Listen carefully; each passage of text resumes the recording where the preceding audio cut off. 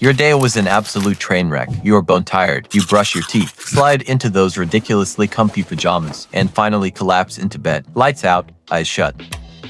And then boom, dead silence. Except it's not that glorious, cozy silence where you immediately drift off. No, it's the annoying kind. Literally 10 seconds ago, you felt like you'd actually drop dead if you didn't hit the pillow. And now, sleep has completely left the building, and you're just staring at the ceiling. You try squeezing your eyes shut tighter, tossing and turning, hunting for that perfect position. Spoiler alert, it doesn't work. In the pitch dark, everything starts to grate on your nerves, especially the ticking clock. You lie there doing the mental math. Okay, if I fall asleep right this second, I'll get 4 hours.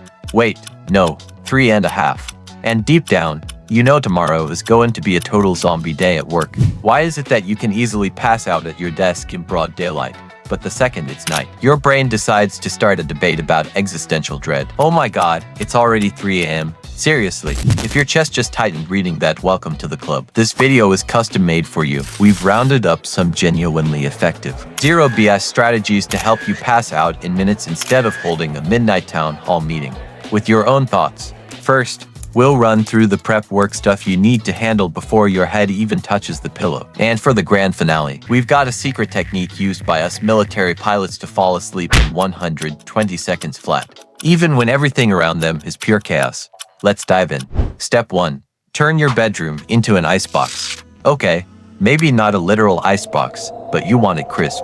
Room temperature, especially right where your head is resting, is probably the most criminally underrated variable in the whole sleep equation. Seriously, if you're burying yourself under 3 heavy blankets or your room feels like a sauna, you can kiss deep, restorative sleep goodbye sayonara REM cycle to even kickstart the whole falling asleep process. Your core body temperature needs to drop by about 2 or 3 degrees Fahrenheit. In a chilly room, that happens way faster. The sweet spot, around 65 F18C. Sounds a bit brisk, I know, but you'll sleep like a rock. Trust me, being too cold doesn't sabotage your sleep quality nearly as much as a stuffy, overheating room does. Second on the list, go take a hot shower or a bath. Now, there's a funny bit of biology at play here. You'd think we fall asleep because we got all warm and toasted, but it's actually the exact opposite. When you steep in hot water, your body tries to dump the excess heat by radiating blood to the surface of your skin. That's why you get that flushed, red look. But the second you step out of the bathroom, those dilated blood vessels dump that inner heat right into the air, and your core temperature plummets. Your brain instantly reads this sudden drop as a biological cue. Alright, temperature's dropping.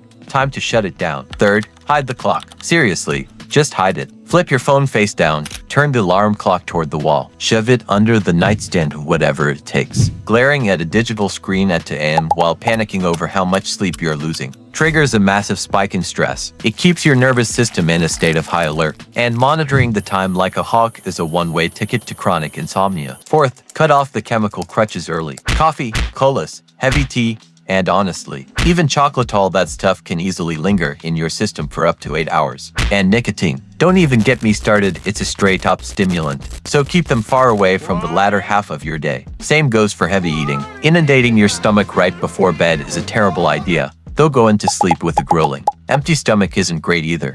Find a happy medium and skip the carb-heavy late-night binges. Fifth, timing your workouts and naps. Being physically exhausted is a massive plus for falling asleep fast. But if you hit the gym and sprint on a treadmill 2 hours before bed, your system is going to be way too wired to settle down. Get those workouts done earlier. And the same rule applies to naps, by the way. A quick 20-minute snooze during the day is amazing, but if you drop onto the couch after 3 p.m., you're going to be staring at the ceiling at midnight. Sixth, you've got to learn how to wind down. If you're tackling work emails or arguing in group chats right up until your head hits the pillow, your brain simply won't be ready to transition into rest mode. You need a dedicated buffer zone, some boring, low-stakes ritual at least an hour before bed. Reading a physical paper book is the perfect way to lull your nervous system into letting its guard down. And seventh, soak up the sun by day. Kill the lights by night. Everyone and their mother has already lectured you about blue light and screens before bed. It's true, obviously, but people forget the other half of the coin. If you don't get at least 30 minutes of natural, bright sunlight during the day, your internal clock, your circadian rhythm gets completely thrown off. Daylight Today programs your sleep timer for tonight. Alright, I'm out. Sleep tight, everyone. Catch you later.